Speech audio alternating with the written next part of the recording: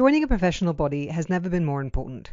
Join thousands of other professionals just like you who are getting ahead with CIHT membership. Go to the CIHT website and discover exclusive resources and why the leaders and future leaders of the sector are members with CIHT. Welcome to CIHT Podcasts. Resilience is widely intended as the capacity to recover quickly from a difficult situation. In the transport sector, we often talk about resilience to climate change, operational resilience, and more widely, personal resilience. Today, we explore some of these with Professor Phil Blythe from Newcastle University and guiding the newly established DFT's their hub. Today here with me I have Phil Blythe, CBE and Professor of Intelligent Transport System at Newcastle University and former Chief Scientific Advisor for the Department of Transport. Welcome, Phil, and thank you so much for being here with us today. Good to be here, Sarah. Many different points to pick your brain about given your experience as a Chief Advisor, but the reason why we have you here today is to talk about one of your more recent involvements, the new DARE Hub, so the Decarbonised, Adaptable and Resilient Transport Infrastructure Hub from the Department of Transport. So would you like to tell us a bit more about this hub and why this hub in this specific moment? The DARE Hub has been co-funded by the Department for Transport and the EPSRC, one of the government's research funding councils. And I think it recognises that in government and in the research community, a lot has been funded and a lot of work's been done to look at the decarbonisation of transport. Not so much a decarbonisation of the infrastructure as such, whether that be new infrastructure that's built or infrastructure that's already there and needs to be maintained. But what hasn't really been looked at a lot has been looking at the resilience of our transport networks, and particularly the resilience of the infrastructure. This hub is really there to try and look at both those things. And that's quite a challenge at times, because sometimes you think that maybe some of the decisions we're making for decarbonisation, like the move towards electrification of road transport in particular, may actually make the transport system less resilient because of our reliance on electricity, for example. So there's a whole bunch of things to consider. We're thinking about all the new materials that may be used for building future transport infrastructure, which are more decarbonised, like the concrete, composites rather than steel and the like. But the question is, will they actually make the transport system and the infrastructure more resilient? We don't know over time. So a massive set of challenges to try and understand. I remember when we first met, we were actually talking about resilience to climate change of our infrastructure. And we were saying how this topic can be seen sometimes a bit unfashionable. Do you think it is a different one to talk about? And if so, why? I think it has been unfashionable because these are really hard questions that no one's really got to the bottom of. And as the impacts of climate change through more extremes in weather, whether that be in terms of water and flooding, snow, wind, heat, as they become more prevalent, we don't really know what that's going to mean for our infrastructure. And we really need to understand that better. There may be parts of our transport infrastructure that can't cope with those changes, maybe things that are built near the sea as sea levels rise. And so we have to maybe make some decisions that you cannot protect this infrastructure. You cannot make it more resilient. You cannot adapt it. You're going to have to build new stuff and move it. There may be the majority of the infrastructure. We look at how we can make it more resilient to some extent and adaptable to impacts of climate change, but accept that infrastructure may fail for a period of time, but can recover fast and be reused. And we've got to make judgments on the economic impact of that, the societal impact, the impact on the individual and of the nation as a whole, to whether we can accept that. And then the third, maybe we may identify critical transport infrastructures that we want to make super resilient in a sense. It's a poor use of words, but super resilient in the sense that it can cope with almost the worst extremes that climate change can throw at us. But there will be a massive cost associated with that. We've got to decide whether the trade-offs make that worthwhile. So some difficult decisions there for sure, and indeed a change in the way we approach and do things.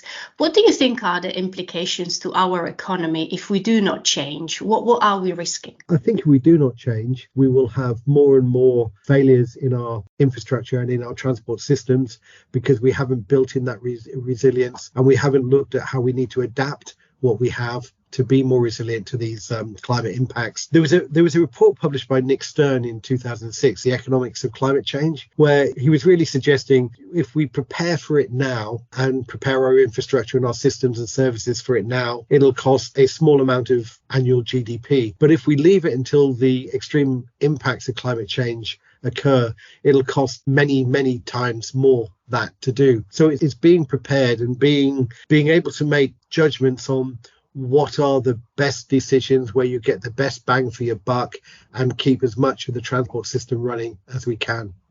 We're actually working at CIHT, and we have partnered up with you on a project on resilience and adaptation to extreme weather conditions in the highway sector. What do you think our members can expect from this project? I think it's really exciting collaboration, bringing together all your members who are at the sharp face of actually building and maintaining the infrastructure, make the decisions on how to what to fund.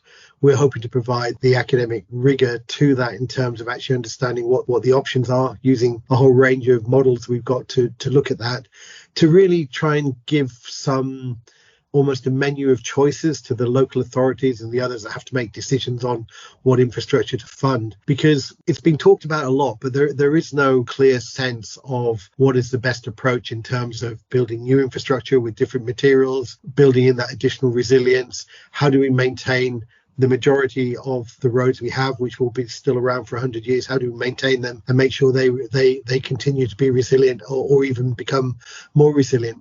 Everything with that has a cost, has a benefit, probably has a disbenefit in terms of having to take that infrastructure out of use for a while those changes are made. And it's just trying to bring a menu of stuff together in a coherent way that we actually understand the scale of the problem and also the scale of opportunity of what we can achieve if we get it right. And clearly from the first round table we had with your members, there is an absolute need for this. We're all following some guidance that's already there from government and from standards and the like, but I don't think it's enough going forward. So we're hoping between us to fill in that evidence gap. Absolutely. As you mentioned, our first workshop, one of the main findings talking to people that we got was around skills and knowledge. So what skills do you think need to be encouraged and better developed to ensure that the transport sector has a resilient workforce in the next decade or so?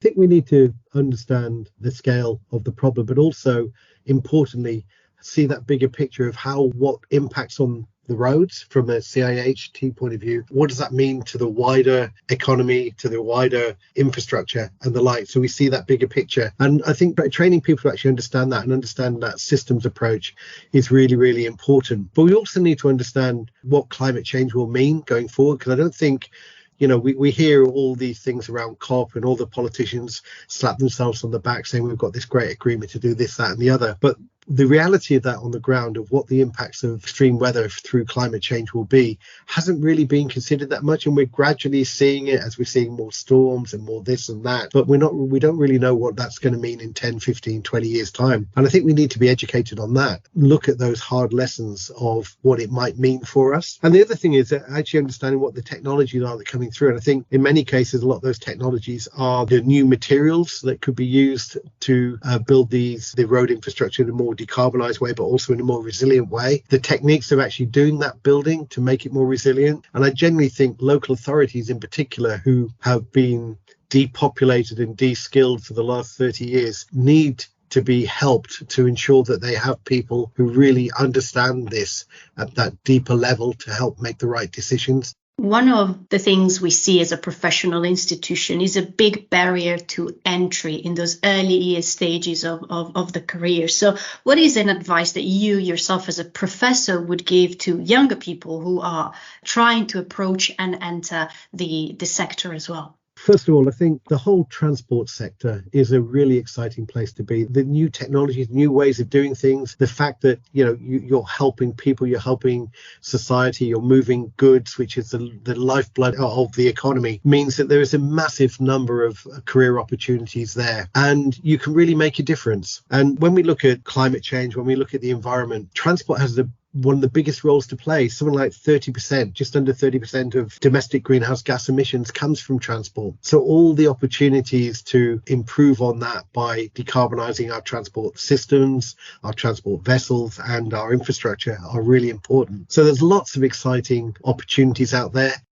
Thank you so much, Phil. We've been talking about skills, so I will ask you now a more personal question. I imagine that being a chief advisor also require a lot of resilience and a lot of skills that you have taken up, especially during a pandemic. Could you tell us a bit more about what that was like? Well, being chief scientific advisor, you're embedded in a department. You've got to keep an independent view on things, so you've got the ability to challenge. There's a skill in asking questions and challenging in a way which is beneficial and constructive, and not in a way that almost marginalizes you so no one else in the department to talk to you because you're the mad scientist in the corner. And that's really important. So engagement, and also recognizing that you've got to speak to people in a language they will understand. You're speaking to very bright people, but not necessarily technical experts. And then you've got to elaborate that to the politicians, and you've got to elaborate that to the public as well. So understanding how to get that message across in clear ways is important. The pandemic was a classic way of, I think, how chief scientific advisors really could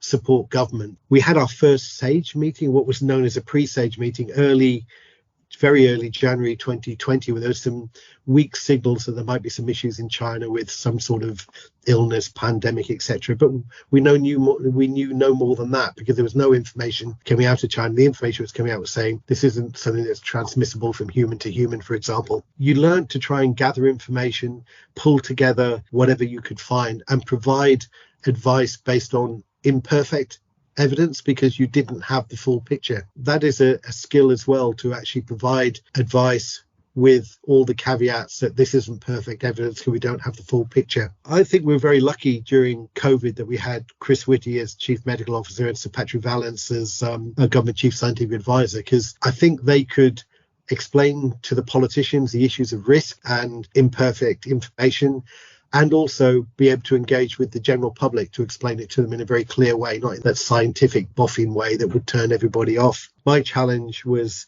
trying to gather a team together that could help looking at the transport side. And if we started looking at restarting and recovery in the late summer of 2000, there was no questions answered. In public transport, are you more likely to transmit and catch COVID than in other environments? What role do things like ventilation on transport do to either increase or reduce the risk of transmission? Even the role of masks, because in that early stage of the pandemic, we were not being told that masks could make a difference. And astonishingly, there was no real journal publications, academic publications that would cover that one way or the other. But you could learn from Asia, because everybody who had a respiratory disease or a cough always wore a mask. So we felt that there had to be things there. And pulling all that information together, turning it into things you could engage with the transport stakeholders, with our ministers who had to ultimately make the decisions, and with the civil service as a whole to actually understand it, was really, really important. What I think it made politicians and the public themselves realize how important transport was, because I think transport's in a way has always been an afterthought. It's just there, and when it's not there, and when not many people can travel because it's not so safe to have a lot of people in a vehicle or in a bus or in a train, and the impacts on things like logistics, if your logistics isn't there, I think made people realize that transport is a much more important part of society and economy than I think people had actually realized. And also, it's not very resilient. If you think there's a few links between us and mainland Europe, that if they go down and we lose our logistics, massive challenge. That's why I think the whole thing about resilience is critical for us as a nation. One of the main issues around resilience is, of course, resources, and how to allocate resources that are very scarce, and there are different priorities. How can we build the case for investing in resilience? One of the challenges I saw was resilience was almost an afterthought within government. And as you say, local authorities and others that fund transport infrastructure have to look at all the pros and cons of building new infrastructure and how well they build it from a resilience point of view. So what I'm hoping, Sarah, is the work we're doing with yourselves at CIHT on looking at the road will be the exemplar and almost the roadmap for looking at it for other transport modes as well. I'm hoping that we will end up with some sort of menus that people can look at and think, if I make this decision, this is what it means for resilience, this is how much it's going to cost, that here's the benefits to society, and if I don't do this, here's the alternatives and maybe some real disadvantages. It's all going to be unraveled, and I'm hoping we can do that with your members to really come up with something which is coherent and useful. If you had unlimited resources to develop one thing